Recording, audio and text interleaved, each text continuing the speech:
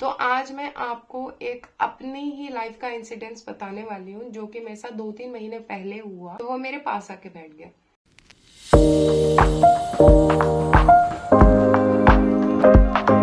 Hello everyone, कैसे हैं आप सब। आई होप आप सब ठीक होंगे और आप लोगों की दुआओं की वजह से मैं भी बहुत अच्छी हूँ। तो आज मैं एक वीडियो लेके आई हूँ जो कि होने वाला है स्टोरी टाइम, हमारी डाइट से और वेट लॉस से थोड़ा सा हटके। मुझे ऐसा लगता था कि मुझे ये शेयर करना चाहिए आप लोगों के साथ। तो जैसे कि आप सबको पता है कि यहाँ पे जो हमारा इंडिया है वो ये मतलब स्वतंत्र हुए इसको कितना टाइम हो गया, लेकिन सब यही बोलते हैं कि लड़कियां यहाँ पे सेफ नहीं है। और मैं काफी ऐसे लोगों से मिली हूँ जो इतने बड़े बड़े इंसिडेंट्स होते हैं, जैसे निर्भया केस हुआ था या अब कलकत्ता वाला केस हुआ, कोलकाता वाला केस हुआ। तो उसमें वो लोग फाइनली लड़की को ही दोषी ठहरा देते हैं। पता नहीं इन लोगों की थिंकिंग कैसी होती है। वो लोग यही बोलते हैं कि लड़की की ही कोई ना कोई गलती रही होगी। काफी लोग ऐसे हैं, मेरे आसपास के भी काफी लोग ऐसे हैं जो, लेकिन मेरे को ऐसा लगता है कि उनसे बहस करना बेकार है। तो आज मैं आपको एक अपनी ही लाइफ का इंसिडेंस बताने वाली हूँ जो कि मेरे साथ 2-3 महीने पहले हुआ। तो मैं चाहती थी कि मैं सभी के साथ शेयर करूं ताकि सभी को पता लगे कि इस दुनिया में कैसे लोग हैं। तो ये बात है आज से 2 या ढाई महीने पहले की। तो 2-2.5 महीने पहले मैं अपने बेटे के साथ यहाँ से ट्रैवल कर रही थी गोहाना। मुझे जाना था आगे पानीपत सफीदो साइड। तो मैं जा रही थी गोहाना। तो मैं बस में बैठी तो मेरे साइड वाली सीट खाली थी और लगभग बस सारी भरी हुई थी। तो साइड वाली मेरे जस्ट साइड वाली जो 3 वाली सीट होती है उस पे एक लड़का बैठा हुआ था। तो एक लड़की चढ़ी, 17-18 साल की होगी। तो वो चढ़ी तो वो लड़का खड़ा हो गया और उसने उसको वो सीट दे दी। तो मतलब मुझे ऐसा लगा कि देखो कितना अच्छा लड़का है, उसने उसको सीट दे दी एक रिस्पेक्ट के उससे। अच्छा वो खड़ा हो गया तो फिर बस चली 10-15 मिनट वो खड़ा रहा। उसके बाद आके जो मेरे साइड वाली सीट खाली थी वो वहां पे बैठ गया। तो मुझे भी कोई वैसा नहीं था, मैंने कहा चलो उसकी सीट वहां से गई है यहाँ आके बैठ गया तो कोई बात नहीं। और बस में आपकी अपनी बस तो है नहीं कि आपके पास कोई बैठ नहीं सकता। तो वो मेरे पास आके बैठ गया। अच्छा तो बस चली तो फिर मेरे पास मेरे हस्बैंड के कजन का कॉल आया, उनको कुछ काम था। वो पूछ रहे थे कि बेटे आप घर पे हो या नहीं हो। तो जैसे मैंने अटेंड किया कॉल, मैंने कहा हाँ जी भैया बोलो। तो वो बोलते हैं बेटे आप घर पे। मैंने कहा क्यों, क्या हो गया। तो जैसे हमारी बात हुई, मैंने फोन काटा तो वो बोलता है मेरे को कि मैम कोई दिक्कत है क्या। तो मैंने बोला कि नहीं कोई दिक्कत नहीं है। बोला आपके पास कॉल आया था ना, मैं इसलिए पूछ रहा। मैंने कहा नहीं नहीं, मैं ऐसे करके और मैंने विंडो की साइड फेस कर लिया। और इतने में ही मेरा बेटा सो गया, क्योंकि छोटे बच्चे नॉर्मली ट्रेवल के टाइम सो ही जाते हैं। तो 5 या 10 मिनट बीतते हैं तो वो बोलता है कि आपको मैं एक बात बोलूं। मैंने कहा हाँ जी। तो कहता है आपकी ना स्माइल बहुत प्यारी है।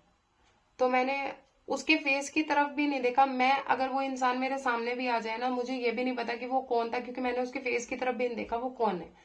तो मैंने फेस इधर कर लिया। मैंने कहा कि ये तो बड़ी अजीब अजीब बातें कर रहा है। फिर उसके बाद थोड़ी देर और भी थी तो फिर उस दिन कोई डे था, मतलब कुछ था। तो वो मेरे को शायद फ्रेंडशिप डे था या क्या था, तो वो बोलने लग गया अच्छा हैप्पी फ्रेंडशिप डे। तो मैंने फिर रिप्लाई नहीं किया। तो बोलता है कि आप रिप्लाई भी नहीं करोगे मुझे। तो मैंने उसको कोई रिस्पॉन्स नहीं दिया। फिर थोड़ी देर और बीती तो फिर कहता है कि आपकी ना आईज बहुत प्यारी है। तो मुझे तब गुस्सा आया। मैंने कहा भैया मेरी बात सुनो, मैं इतनी बातें नहीं कर सकती, आप मेरे से बात मत करो, आप चुप करके यहाँ बैठे रहो अगर बैठना है तो। तो फिर वो बोलता है कि आप सिर्फ हाँ या ना का जवाब देते रहो, बातें तो मैं कर लूंगा।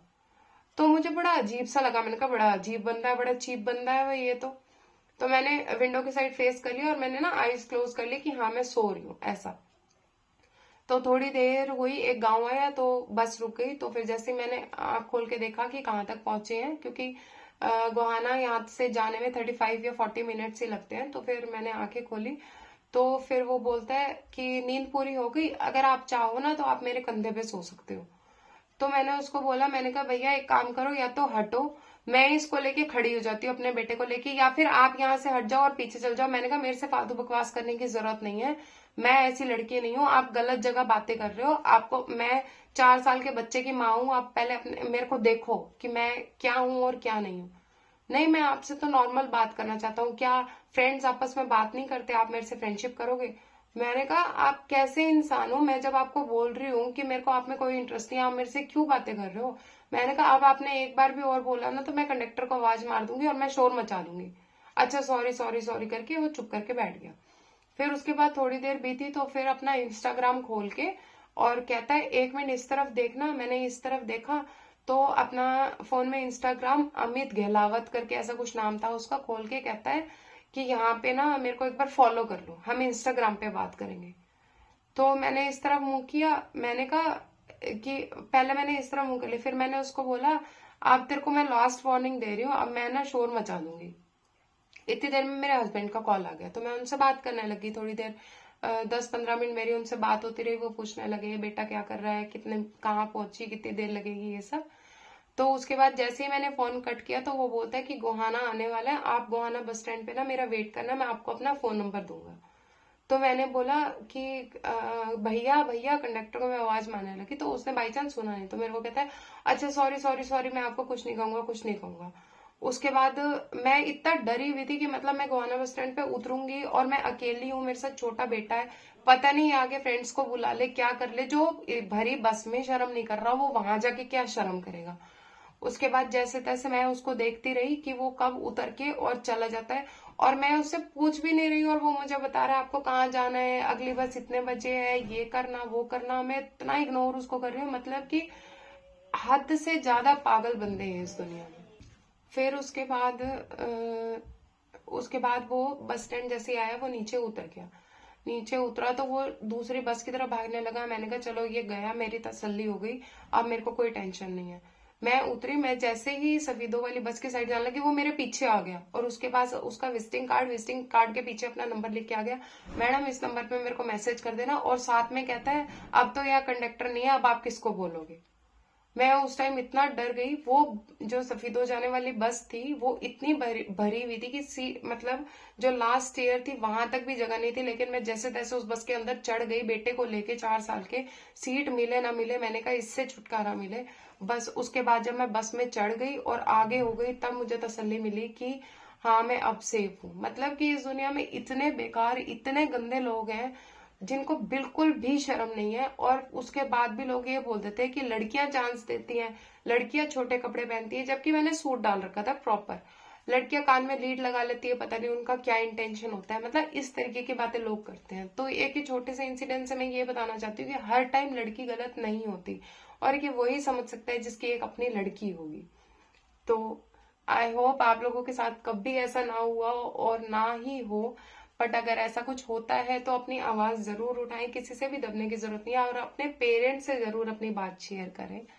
तो मेरे चैनल को फटाफट से सब्सक्राइब कर लीजिए, वीडियो को लाइक करना मत भूलना, और कमेंट सेक्शन में मुझे बताना कि आपके साथ कभी ऐसा इंसिडेंस हुआ है या नहीं हुआ। Thanks for watching.